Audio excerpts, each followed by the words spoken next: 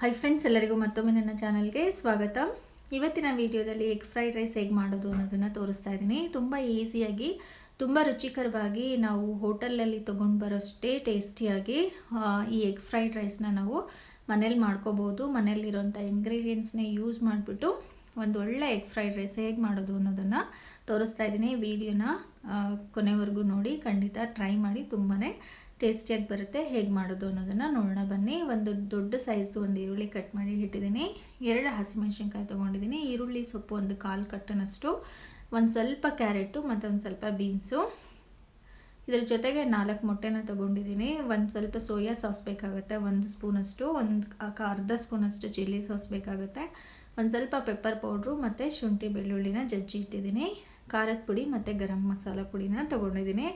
ಒಂದು 5 ಸ್ಪೂನಷ್ಟು ಬಾಣಲಿಯಲ್ಲಿ ಎಣ್ಣೆ ಹಾಕಿಬಿಟ್ಟು ಕಾದಾದಮೇಲೆ ಬೆಳ್ಳುಳ್ಳಿ ಮತ್ತು ಶುಂಠಿನ ಜಜ್ಜಿರೋದನ್ನು ಇದರಲ್ಲಿ ಹಾಕ್ಕೊಂಡು ಹೈ ಫ್ಲೇಮಲ್ಲಿ ಫ್ರೈ ಮಾಡ್ಕೊಳ್ತಾ ಬರಬೇಕು. ಈರುಳ್ಳಿನೂ ಸೇರಿಸ್ಕೊಳ್ಳೋಣ, ಹಸಿಮೆಣಸಿನ್ಕಾಯಿನೂ ಹಾಗೆ ಸೇರಿಸ್ಕೊಳ್ಳೋಣ. ಇದರಲ್ಲಿ ಎಲ್ಲ ಒಂದೊಂದೇ ಇಂಗ್ರೀಡಿಯೆಂಟ್ ಫುಲ್ ಫ್ರೈ ಆಗಬೇಕು ಅಂತ ಏನೂ ಇಲ್ಲ.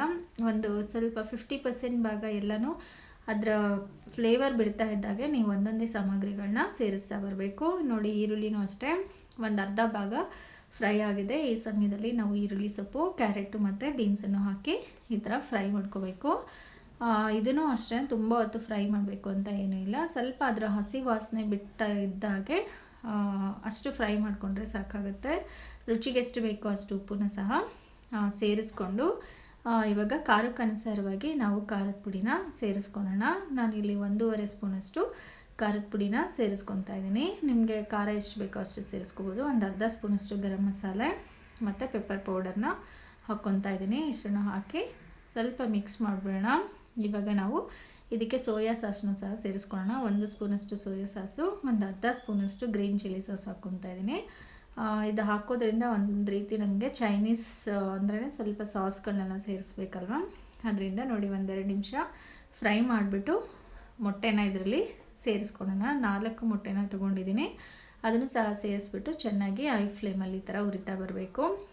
ಎಗ್ಗೆಲ್ಲ ಅದು ಸ್ವಲ್ಪ ಚೆನ್ನಾಗಿ ಫ್ರೈ ಆಗಬೇಕು, ಹಸಿ ವಾಸನೆ ಎಲ್ಲ ಹೋಗಬೇಕು, ಅಲ್ಲಿವರೆಗೂ ಈ ಥರ ಫ್ರೈ ಮಾಡ್ತಾ ಬರಬೇಕು. ನಾವು ಎಲ್ಲ ಇಂಗ್ರೀಡಿಯೆಂಟ್ಸ್ನ ಇದರಲ್ಲಿ ಸೇರಿಸಿದ್ದೀವಿ, ಇನ್ನೇನು ಸೇರಿಸೋ ಅವಶ್ಯಕತೆ ಇಲ್ಲ. ಮೊಟ್ಟೆ ಸ್ವಲ್ಪ ಬೆಂದಾಗ ನಾವು ಅನ್ನ ಸೇರಿಸ್ಕೊಂಡ್ರೆ ಆಯಿತು. ನೋಡಿ, ಮೊಟ್ಟೆನೂ ಸಹ ಚೆನ್ನಾಗಿ ಫ್ರೈ ಆಗಿದೆ. ಇವಾಗ ನಾವು ಅನ್ನನ ಸೇರಿಸ್ಕೊಳ್ಳೋಣ. ಅನ್ನ ಆದಷ್ಟು ನೀವು ಬಿಡಿ ಬಿಡಿಯಾಗಿರೋ ಅನ್ನ ಮಾಡಿಕೊಂಡು ಅದನ್ನು ಈ ಫ್ರೈಡ್ ರೈಸ್ಗೆ ಸೇರಿಸ್ಕೋಬೇಕು. ತುಂಬಾ ಟೇಸ್ಟಿ, ಅದೇ ರೀತಿ ತುಂಬಾ ಸುಲಭ. ನಾವು ಚಿತ್ರಾನ್ನ ಮಾಡಿದಷ್ಟೇ ಸುಲಭವಾಗಿ ಈ ಫ್ರೈಡ್ ರೈಸ್ನ ಸಹ ಮಾಡ್ಕೋಬೋದು. ಖಂಡಿತ ನೀವು ಸಹ ಇದೇ ರೀತಿ ಟ್ರೈ ಮಾಡಿ, ತುಂಬಾ ಇಷ್ಟ ಆಗುತ್ತೆ.